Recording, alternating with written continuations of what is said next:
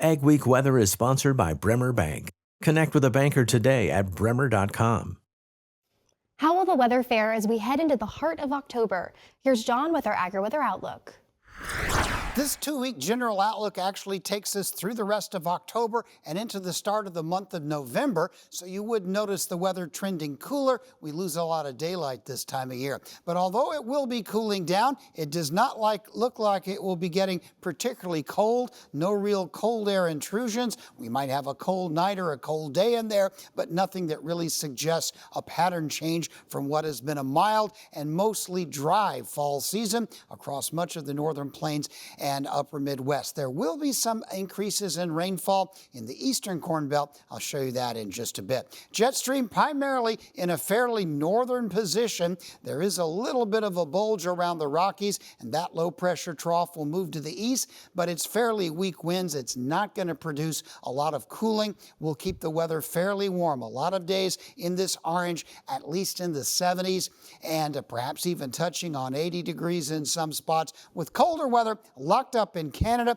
where the jet stream is fairly flat west to east across the country. Later in the week, I do expect to see some ridging. That's going to reduce the cool weather in the Rockies. That's happening as a large low pressure trough begins to build out across the Gulf of Alaska, down into the northern and central part of the eastern Pacific Ocean. That'll play a role in the weather by next week. In the meantime, another round of hot weather with temperatures approaching and in some cases exceeding 90 degrees down in the southern states, as their cool down from the last week is going to be replaced by much warmer weather. Jet stream by the weekend, you'll find a little bit of a split flow. That is one that usually is not that strong, so the pattern looks generally fairly dry, warm throughout the Great Plains, generally cold, as in near average cold across much of Canada. We're just not seeing that working south very much at all. Now, as we get into the second week of the forecast, this split flow pattern across the United States is going to begin to fade. There will be a bit of a split out along the eastern part of the country, which will eventually shift out into the Maritimes. And as that happens, we're watching a trough probably starting to dig down into the Pacific Northwest. This will bring weather cold enough for significant snow into the northern Rockies.